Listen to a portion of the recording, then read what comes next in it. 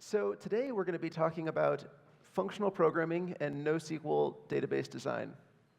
So what does that mean? Well, what we're going to talk about really is this part of functional programming that I really like. It's something that I think we've heard in many of the talks today, which is this idea of immutability. Who here has used immutability in a program before? Oh, great. That's a lot of hands. So first, we're going to talk about immutability, and we're going to talk about how immutability actually makes our systems better and easier to understand. Then we're going to talk about some of the limitations of immutability. Particularly, immutability can be very hard to work with when we have a service-oriented architecture, or we have lots of microservices, because many of the ideas that we like in immutability, suddenly they stop working when we don't have shared memory. And then, lastly, we'll look at several examples in practice of how in systems that I've worked on and that other people have worked on, how they've used immutability to make their systems more scalable, easier to understand, and easier to work with. So let me tell you a little bit about myself. A few years ago, I built a system called Cook. Cook is a distributed job scheduler, and it runs jobs on very large clusters of computers, clusters that have tens of thousands of CPUs. And Cook was actually the first large-scale system that I built using functional programming principles and using immutable principles throughout the system. Now I work on high-scale systems at Amazon, and the information and opinions contained in this talk are not my own and do not represent my employer. Lastly, I wrote this book called Building Applications on Mesos, which is another cluster scheduling system similar to Kubernetes and similar to a lot of the cluster scheduling systems we've heard about over the past 2 days. So enough about me. Let's get started. So what is immutability? Well, with immutability, we're talking about data. So let's just be clear that most of this talk, we're going to be talking about data. So 7 plus equals 1. You know, 7 plus equals 1 isn't a statement that we would write, because you can't make 7 become 8, right? We can make 7 plus 1, but we can't say 7 plus equals 1. And so the idea with immutability is, what if we had this for our maps? What if we had a map where it had one key in it, and when we put a second key in it, what if our map didn't change? What if we got a new map instead? So throughout this talk, I want to really emphasize these two ideas.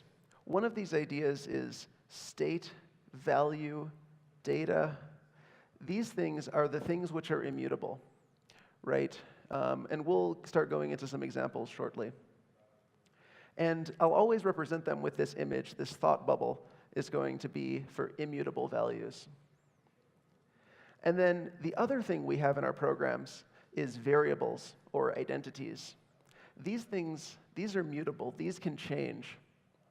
And so for the next several slides, we'll see those. They look like this letter with the white border.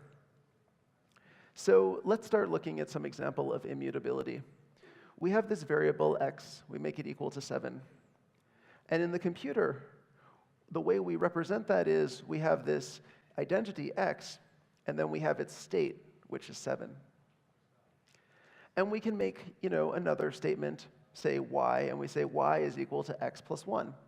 And so now we have y is equal to 8, and we have x is equal to 7. So who here follows this? That should be all the hands. OK. So now let's look at this in another context. Let's look at this with maps. So now we have this map, and it has this a is 1.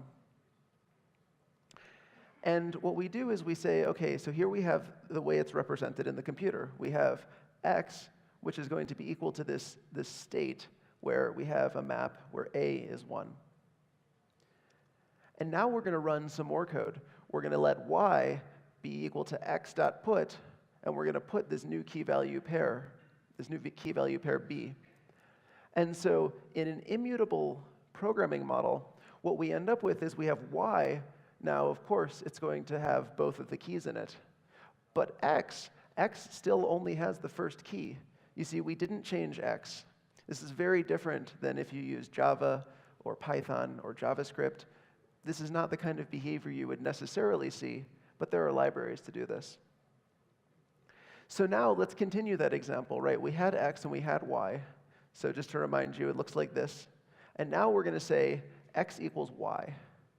So let's think, what is this going to look like in the computer's representation with immutability?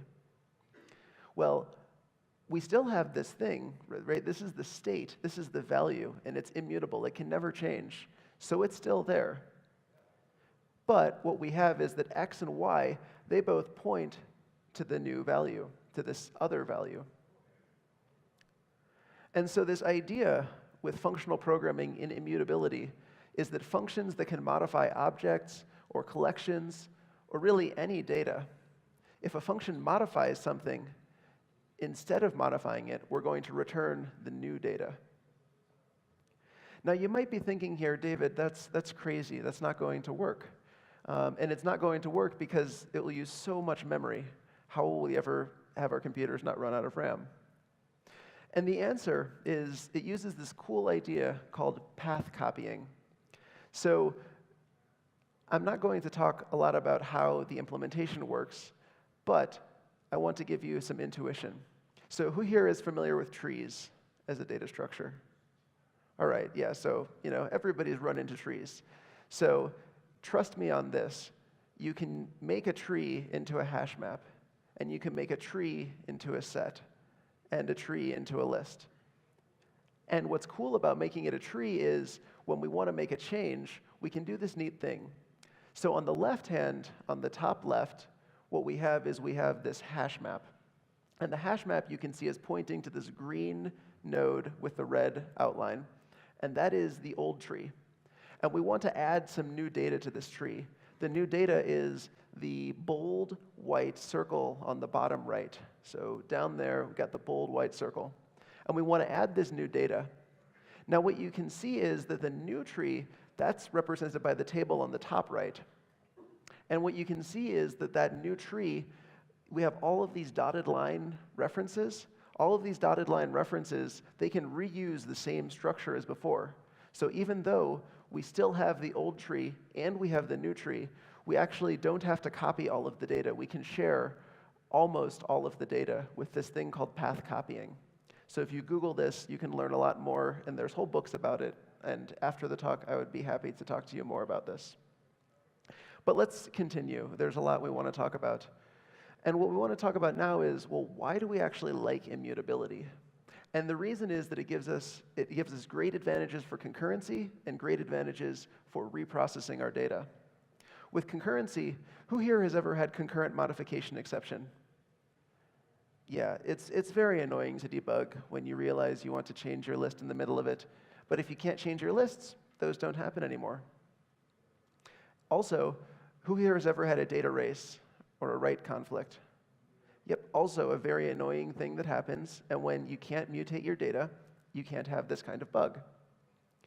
Now, something that's nice about this is that another nice thing is NoSQL databases, these usually support a single key transaction. So if you're using Cassandra or DynamoDB, you can always do a consistent write to update a single key. And what's nice is that those single keys can represent these identities in our immutable programs, and then our state can live in other parts of the database. And then lastly, with concurrency, who has ever tried to send a lot of data from one thread to another thread, maybe a kilobyte of data, and it's pretty slow? Okay, not too many hands, but this happens sometimes. It's very slow to copy the data. If our data is immutable, then we can safely send the pointer, right? We can just send the reference from one thread to another. This gives us big speed boosts and can really simplify our programs.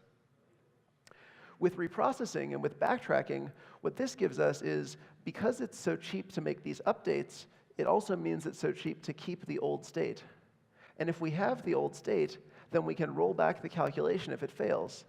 So for instance, if you have an application where you need to bill your customers, and your application, it deducts from the customer's account, and then it goes and tries to bill the customer, and that fails. This is something different perhaps than Ethereum you might end up with. But you can actually just roll it back because you have the old application state. So you can hold the old and the new application state and decide which one to use after you try to bill them. Also, this means that if you discover bugs in your code, you can reprocess your data because you can keep the input data, and you can decide, oh, wait, there was actually a bug last week. I can roll back and use the state of my program from last week and then reapply all of the code, rerun the code, and now I have the bug-free version of the application. So hopefully now I've convinced you or started to make you think maybe immutability is worth learning about. But there's some problems. And the problem really, the biggest problem is it's very hard to pass around data efficiently. The problem is distributed systems, they don't have shared memory. Instead, you'll feel like this woman, where you have several telephones and stacks of paper, and you're trying to figure out what data goes where. Because all of your services, they all have ownership of different pieces of data, and the problem is, how do you manage that, and how do you understand that? And what you often end up doing is you end up creating big requests when you call from one service to another, where you take a whole bunch of state, you serialize it, then you send it across and you deserialize it. Has anybody ever had a service where you spend more time in serialization than business logic? Right, so this is very annoying. And so immutability can really help us with this, because we don't want to deal with overhead in our system. You know, all these servers, they get pretty expensive to be renting or buying. And so how are we actually going to make immutability work in a distributed system? Well, we're going to use pointers. Now, carrying all of your money with you at all times would be a very difficult thing to do. You would probably need a car like this, but the gasoline would get very expensive. I don't know where you'd find a parking spot. I think maybe it might break a garage if you drove it into it. So what you do, instead of carrying your money in this, is you put it somewhere secure, like a bank. And then whenever you need some money, you can go to the ATM, you can get your money out. So, you know, can we do this with our software, with our data? Well, we can, and actually we do. This is basically already what you're doing with your databases. Whether you're using MySQL or Postgres or Mongo or Cassandra, you know, these are what we do with it. So a really nice thing, because many of us are using NoSQL databases, is it turns out many NoSQL databases are actually more efficient if we use them immutably. When we try to keep modifying the same keys over and over again, that can lead to increased overhead in the databases as they try to resolve that information. And so if you're using anything, has anybody here used DynamoDB or Cassandra or Bigtable? Okay, yeah, so these are some databases that they do a lot better if you can make immutable writes. You just write each key once and then read it multiple times rather than continually modifying the keys. So what we're going to do is we're going to name our data with random identifiers, UUIDs. Now, UUIDs are really great because unless you have hundreds of millions or billions of entities that you're tracking, there is effectively zero chance that you ever get the same UUID twice. And so you can uniquely name all of your data with these UUIDs. And then our identities, things like usernames, those can just be the pointers to the data. And then, because we can do this, now rather than sending our data from service to service to service, we can store our data in the database, and we can just pass around this small UUID key. It's only a few bytes instead of a few kilobytes. And by doing this, we can avoid the excessive serialization and deserialization overheads, and this will help make our programs more efficient. So let's look at an example of this. So suppose that I live in New York. And we can see here, I have me in the SQL database. Here I am by my name. And then in the NoSQL database, I store this larger blob of information, which is my address. Because if we store it in the NoSQL database, it scales much better, and I can keep less data in the SQL database, which makes it not necessary to scale. So I'm moving to New York, and I need to buy some shipping supplies. I need to buy some boxes to put my things into. And so there's this shipping service, and what I'm going to do is I'll make an order, and I will send my order to the shipping service. And when I send that order, what I'm really sending is I'm sending a pointer to my address, right? So you can see now the shipping service has my address in New York. But as soon as I make this order, you know what I also need to do? I need to order some new things to my new house. Maybe I need to get a couch. And so what I'll do is I create my new address, and then I update the database to point to my new address. So a nice thing about using this design is you can see that the service that handles the orders never needs to read and serialize and deserialize the address information, that it just stays where it needs to be. And also, because we refer to data immutably via these references, even after I changed my address, I know that my boxes will go to my old address, while future things that I order will go to my new address. This is often what you want your application to do, and by using this immutable design pattern, you'll get this for free. So let's look at some more examples of this in practice.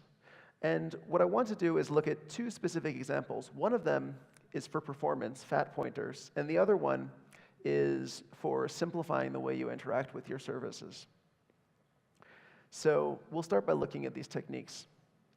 Now, for the next several slides, I'm going to be saying, from now on, really, I'll be saying surdes, not serialization and deserialization, because that's a lot of syllables.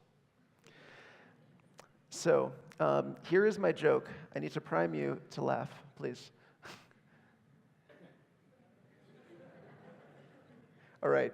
So these fat keys, llaves gordos, what does this mean? Well, what we're going to do is we're going to move data out of the value in our NoSQL database, and we're going to move it into the key.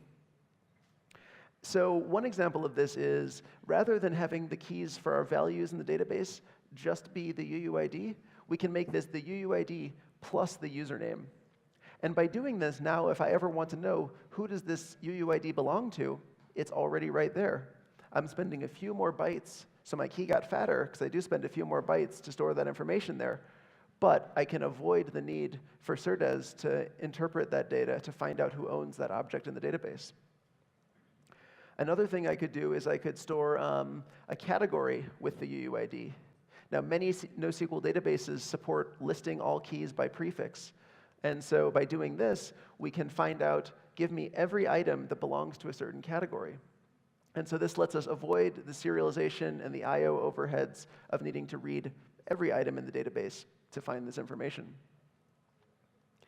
Another thing we can do to create fat keys is, rather than needing to store these UUIDs and manage them individually, what we could do is derive the keys from other databases.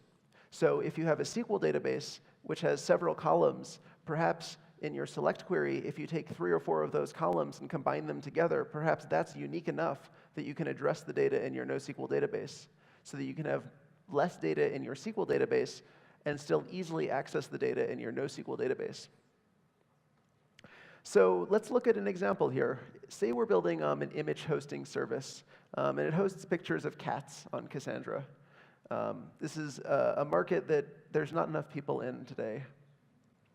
And so what we're going to do is we need to support this functionality, which is we need to serve the images efficiently, and we need to allow the users to replace their images. Now, we have a couple of challenges.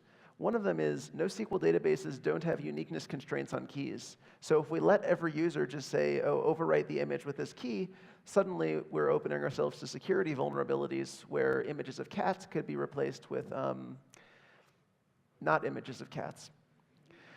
And then the other problem is that we don't want to spend a lot of money on our database. And so we want to try to make the use as efficient as possible to reduce the amount of I/O we do. So what we can do is we can store our images by the username and the image ID. By doing this, then rather than storing it by the UUID, the permission check basically comes for free. Presumably, our users have to log in before they can access the upload functionality. But when they upload it, every single image ID is uniquely separated by the user. So no matter what a user does, you don't need to worry about them attacking your system and trying to compromise other users' images.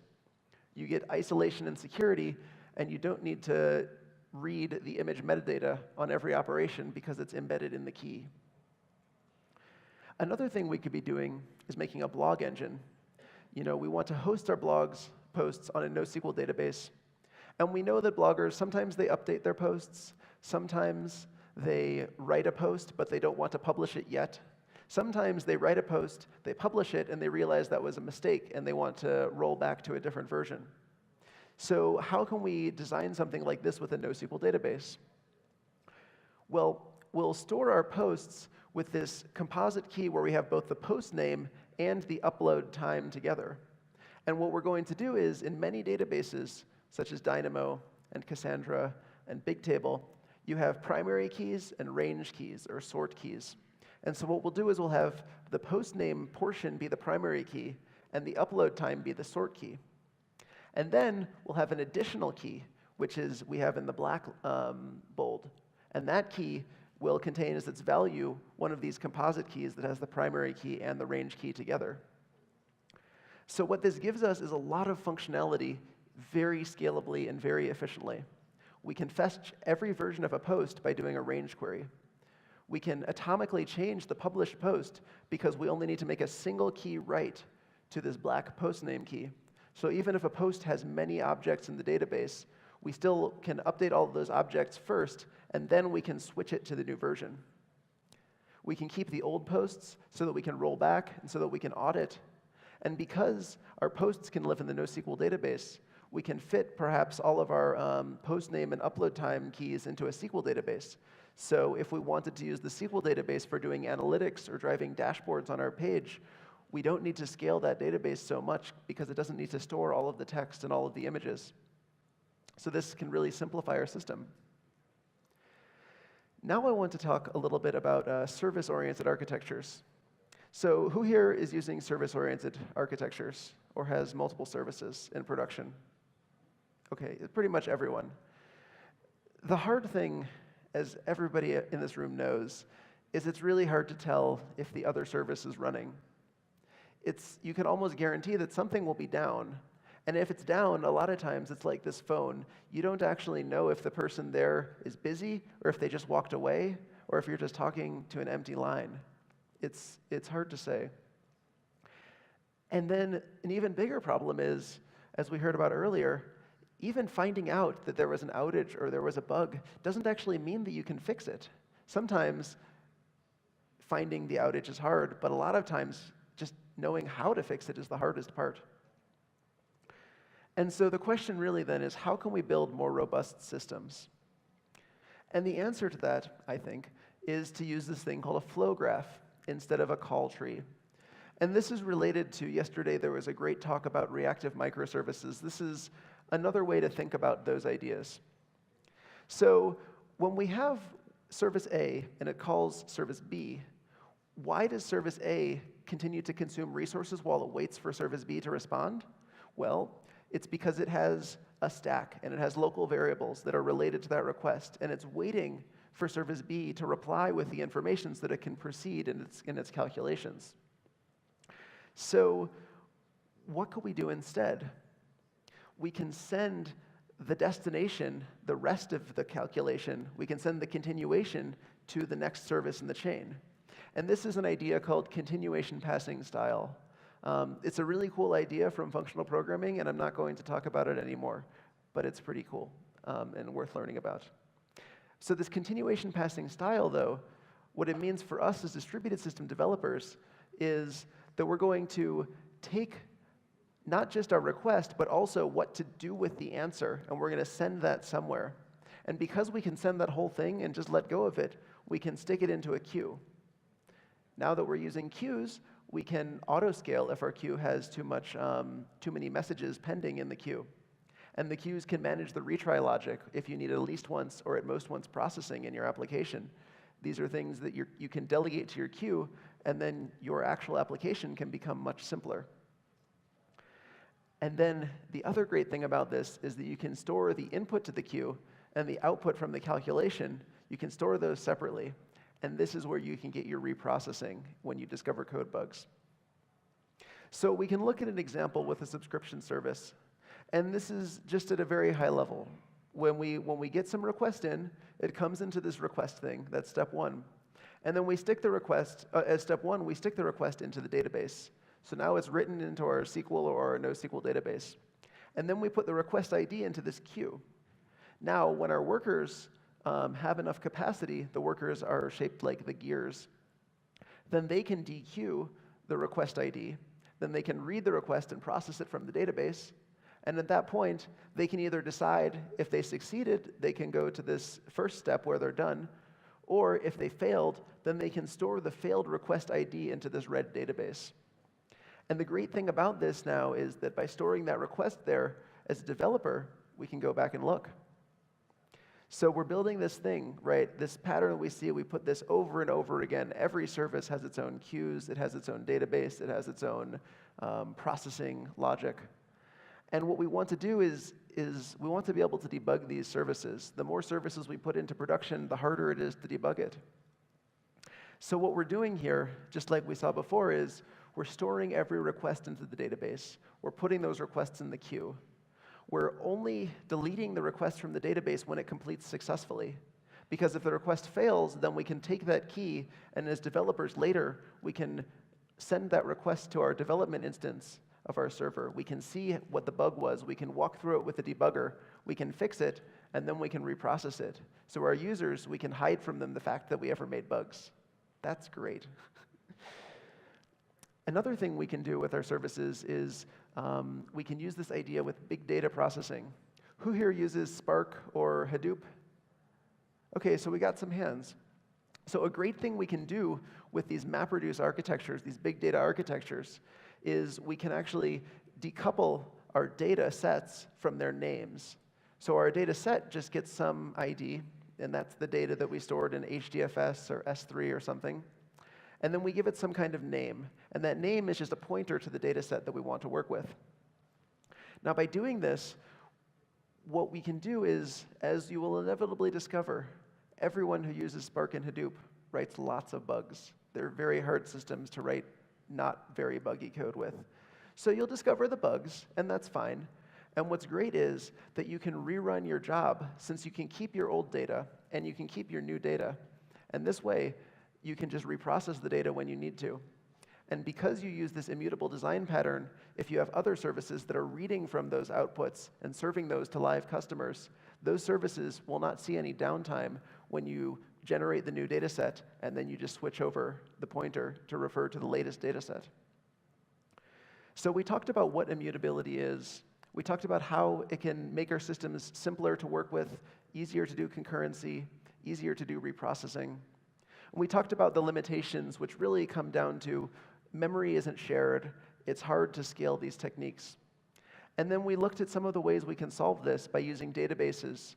And we can solve the performance problems that our databases introduce using fat pointers. And we can solve our service-oriented debugging problems and our MapReduce problems by using these same immutable pointers to refer to the requests in our system or the data sets in our MapReduce job.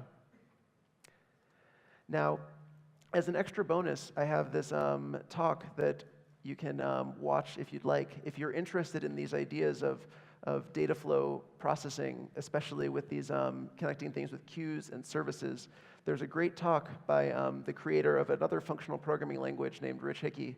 And he made this talk where he really talks about the philosophy of how you can write programs in this way. So that's the material I have today. Thank you so much.